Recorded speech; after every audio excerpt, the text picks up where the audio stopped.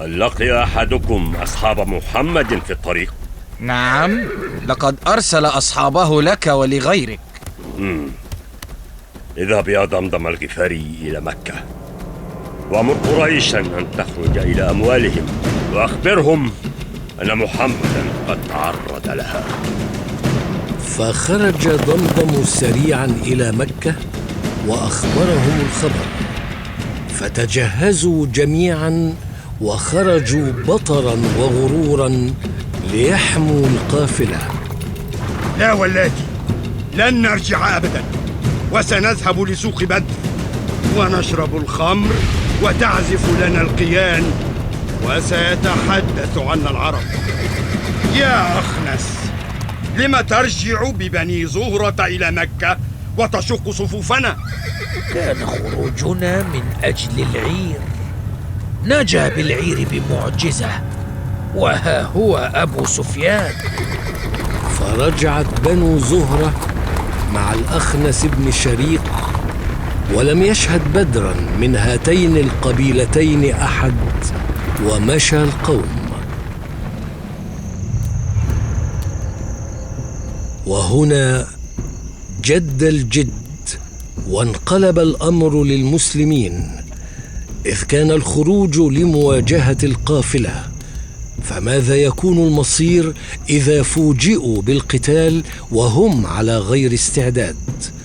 فذهبت الظنون ببعضهم أنهم يقادون إلى الموت. أتى لرسول الله صلى الله عليه وسلم خبر خروج قريش للقتال لمنع غيرهم، فاستشار الناس، فقد أرسل المعنى الحقيقي برحمة القائد بجنوده. فقام أبو بكر وقال وأحسن، وقام عمر بن الخطاب فقال وأحسن. وكان للمقداد بن الأسود موقف مميز، حيث قال: لا نقول مثل ما قال قوم موسى: اذهب أنت وربك فقاتلا إنا هاهنا قاعدون، ولكن اذهب أنت وربك فقاتلا إنا معكما مقاتلون. ثم قال رسول الله: أشيروا علي أيها الناس، وإنما يريد الأنصار. فقال له سعد بن معاذ: والله لكأنك تريدنا يا رسول الله.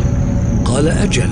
قال سعد: فقد آمنا بك وصدقناك، وشهدنا أن ما جئت به هو الحق، وأعطيناك على ذلك عهدنا ومواثيقنا على السمع والطاعة. فامض يا رسول الله لما أردت، فنحن معك. فوالذي بعثك بالحق، لو استعرضت بنا هذا البحر فخضته لخضناه معك، ما تخلف منا واحد، وما نكره أن تلقى بنا عدونا غدا. إنا لصبر في الحرب، صدق في اللقاء، لعل الله أن يريك منا ما تقر به عينك. فسر رسول الله بقول سعد ونشطه ذلك، ثم قال: سيروا وأبشروا، فإن الله تعالى وعدني إحدى الطائفتين.